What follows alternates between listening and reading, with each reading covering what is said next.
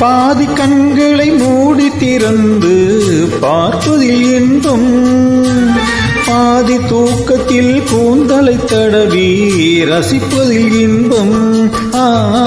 பாதி கண்களை மூடி திறந்து பார்ப்பதில் இன்பம், பாதி தூக்கத்தில் கூந்தலை தடவி ரசிப்பதில் இன்பம்.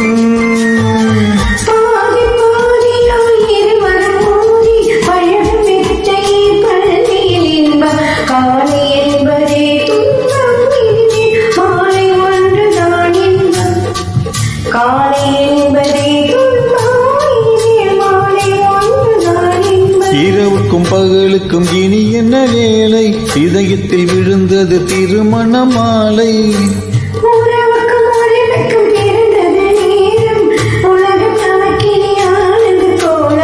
இருவர் என்பதே